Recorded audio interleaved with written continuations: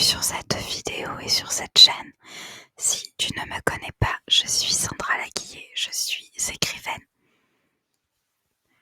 Et sur cette chaîne, en dehors des vidéos ASMR du mercredi, je fais des vidéos sur l'écriture et sur la planification. Alors si ces sujets t'intéressent, n'hésite pas à t'abonner et à activer la cloche des notifications. Si tu veux m'aider, tu peux mettre un commentaire et un j'aime. Ça me ferait très plaisir.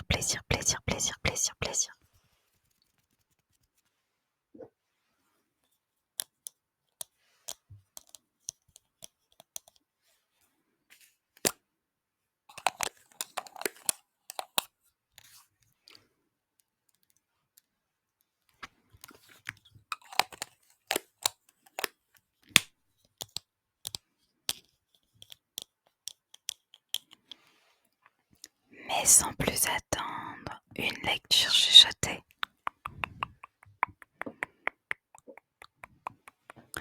De mon roman Le prix de la rédemption, rencontre en bleu.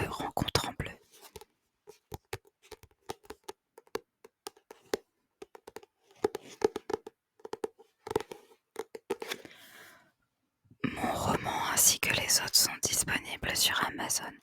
S'il y a le filigrane ici, c'est juste parce que c'est mon exemplaire d'auteur. Sinon, rassurez-vous, il n'y a pas de filigrane sur les livres que l'on achète sur Amazon.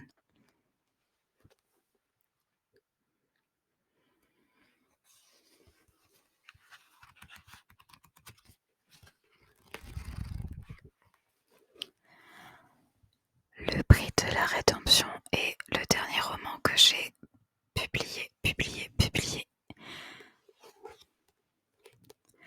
Faut savoir que ça parle de guerre, de gangs, d'armes, de drogue et de ce genre de choses. Donc si jamais vous n'aimez pas les contenus compliqués, on va dire, vous pouvez juste passer à une autre vidéo.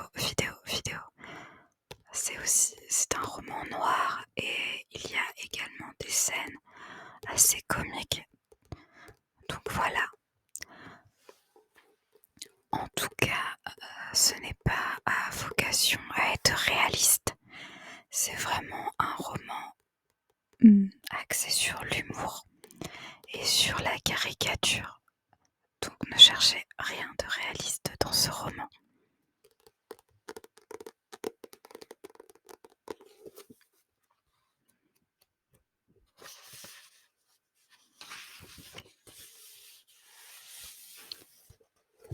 Chapitre 1. Hirondelle. Lenny braque son fusil. Elle n'a aucune chance de s'en sortir. Pourtant, la fille aux cheveux bleus ne s'effraie pas. Debout devant la fenêtre, les bras ballants, elle l'observe en silence, éclairée par le soleil du matin. Elle a l'air d'une môme, mais il peut se tromper. Elle n'a rien à faire dans son bureau, ni chez les unitas. Elle est banale avec ses prunelles grises, son nez long, ses joues creuses. Elle ne porte aucun maquillage et son allure est d'un commun déconcertant. Avec ses cheveux coupés au niveau du menton, son visage est totalement dénué d'expression. Lenny se demande si elle est défoncée. Elle ne répond pas. Il raffermit la prise autour de son fusil. Il renifle. Elle ne paraît pas droguée. Lenny la détaille avec attention pour s'assurer qu'elle ne risque pas de lui faire une entourloupe. Elle est immobile, silencieuse, et rien dans sa posture ne laisse présager qu'elle soit armée. Il se demande comment elle a pu entrer et si elle est venue seule. Lenny renifle de nouveau. Il agite son arme. Il est inutile d'être polyglotte pour comprendre qu'un type qui brandit un semi-automatique ne plaisante pas. Elle ne lève même pas les mains en signe de reddition. Il le lui ordonne, mais rien à faire. Elle les a vus approcher, mais elle est restée stoïque et sereine. Lenny est à présent devant elle, mais elle ne montre aucun signe d'effroi.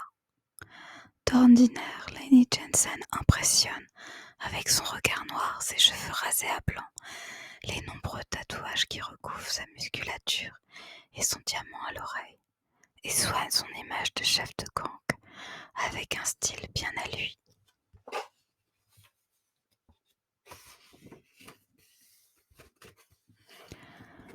Un style à mi-chemin entre la classe des entrepreneurs et l'allure d'un homme de la rue. Ce qui terrifie les bonnes gens ne fonctionne pas avec la fille aux cheveux bleus. Il y a 5 minutes qu'il la questionne et elle le dévisage. Les menaces coulent sur elle comme la pluie sur une vitre. Les têtes brûlées dans son genre sont dangereuses. Lenny le sait. Il ne la quitte pas des yeux pour s'assurer qu'elle ne fasse rien de stupide. Il n'est pas 7 heures du matin et le voilà en train de gueuler des ordres à une écervelée. Il hésite. Est-elle idiote ou camée? Entre les deux, son cœur balance. Lenny se demande si elle ne fait pas partie d'un autre gang ou de la famille Devna. Il la détaille à la recherche d'un indice. Elle porte des vêtements sombres, les manches de son sweatshirt sont élimées et lui recouvrent les mains jusqu'aux phalanges. Son jean noir et ses chaussures de toile arpentent les rues depuis trop longtemps. Il ne remarque aucun tatouage. Elle n'a pas l'allure des Armor d'Army Street, le gang rival, ni même d'un membre de la mafia. Ce qui ne signifie pas que tel n'est pas le cas. C'est fâcheux. Il va devoir passer à la manière forte. Elle a l'air d'une gosse, pense-t-il, devant son visage maigre, dénué d'expression. S'il peut éviter de tuer, Lenny n'est pas contre. Buter quelqu'un, c'est prendre le risque de voir les Condés débarquer. Et les policiers, c'est mauvais pour le business. Ne pas tuer peut l'être tout autant. Tout autant, tout autant, tout autant. Derrière lui, la porte s'ouvre. S'ouvre. Il reconnaît le pas lourd de Jesus Rodriguez, son bras droit. Aussitôt son accent hispanique l'informe qu'elle est seule. Mais il tient encore son arme à la main. Lenny renifle une fois de plus. Ça pue du cul sévère, lui murmure sa conscience. Qu'est-ce qu'en fait-elle, rêvait. Dans le couloir, 3 autres membres du gang le suivent. Ils sont venus les aider, ne sachant combien d'intrus se trouvaient dans le bâtiment. Bâtiment. Lenny a besoin de calme pour réfléchir et souhaite impliquer le moins de monde possible dans les embrouilles.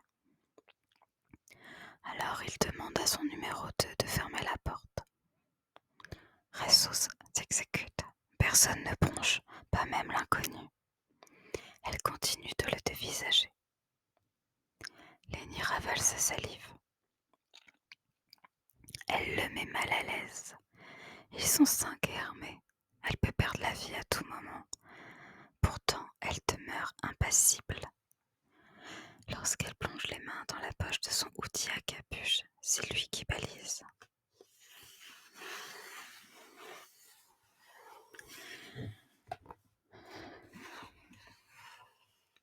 « Hé !» s'écrie-t-il. « Tu sors doucement tes mains de là. Allez, hop !»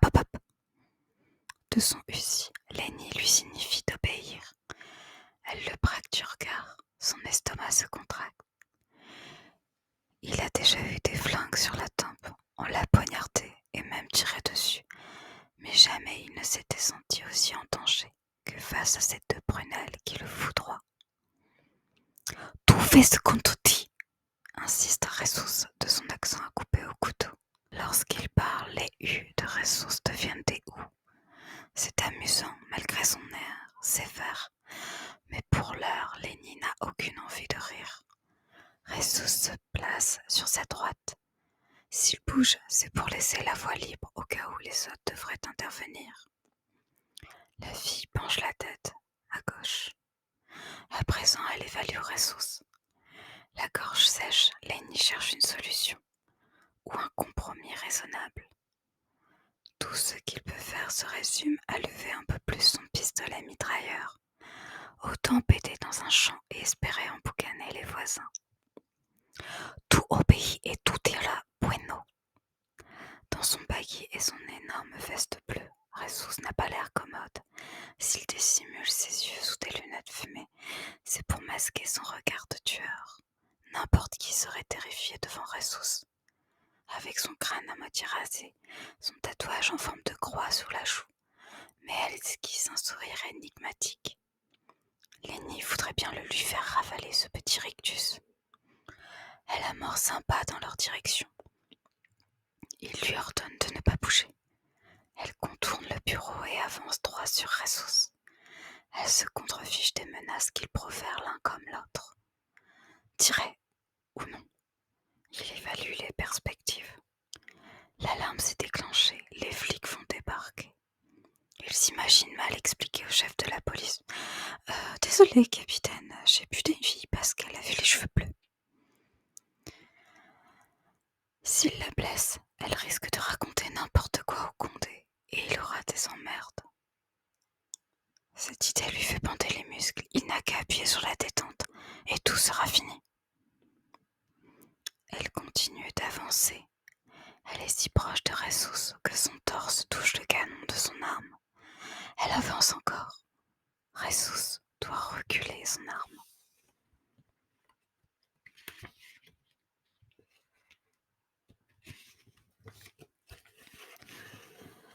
Un nouveau pas, cette fois. Il baisse son fusil. Complètement cinglé, s'affole Lenny. T'es schuld? On est les Sunitas. Vocifère Ressus en avalant la moitié des syllabes. Comme elle ne répond pas. Elle sort enfin les mains de ses poches avec une lenteur déconcertante. Elles sont vides. Lenny n'éprouve aucun soulagement, bien au contraire. Si elle tenait une arme, il n'hésiterait pas une seconde à la descendre. Cela ne l'arrange pas. Recule, ordonne Lenny, en essayant de contrôler les trémolos de panique dans sa voix. Elle tend la main en direction de la braguette de Ressus. Lenny sent une goutte de sueur rouler entre ses omoplates. C'est Ressus qui fait un pas en arrière, trop tard. Elle se saisit du revolver 9 mm qu'il planque sous sa ceinture. Lenny s'approche et lui hurle de lâcher.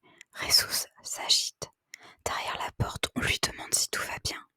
Lenny craint que non. Elle ouvre le barillet d'une main experte. Une balle tombe. 2, 3, 4, 5. Elle referme d'un geste expert, fait tourner le barillet. L'arme se déverrouille. L'estomac de Lenny proteste. Heureusement qu'il n'a pas mangé son petit déjeuner. Son cœur s'accélère. Il a vécu des prises d'otages moins flippantes.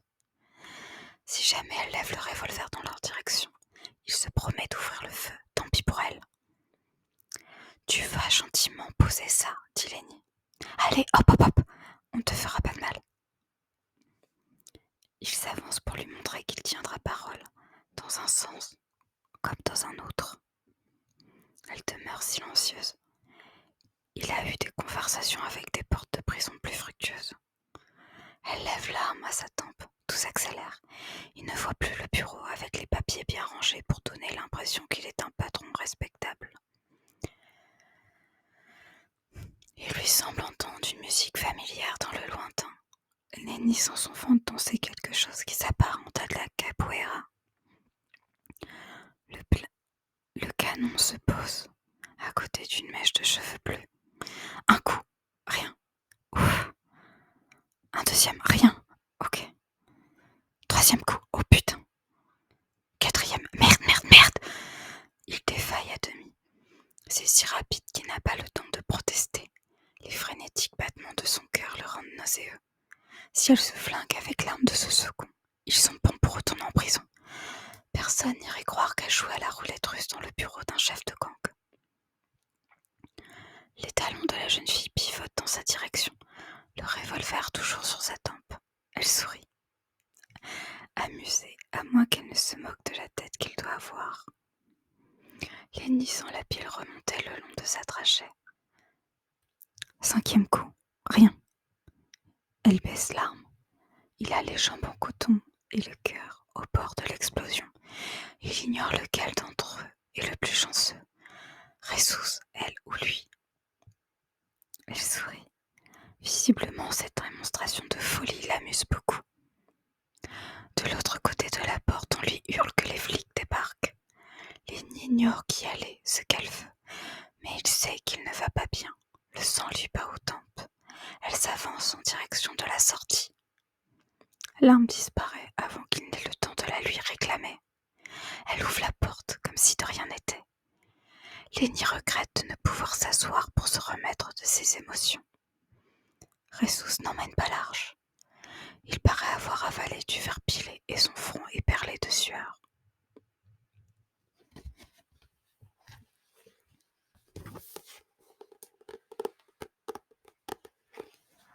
Voilà, c'est tout pour ce soir.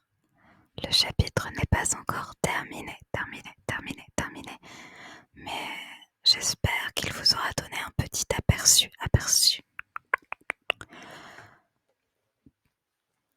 de ce qu'est ce roman.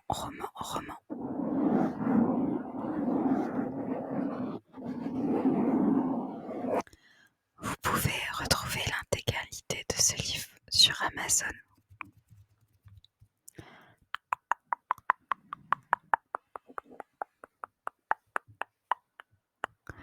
Je vous souhaite une bonne nuit.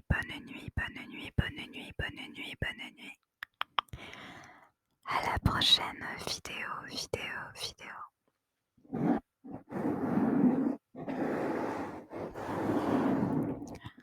En attendant, n'oubliez pas, lisez, rêvez, écrivez des histoires.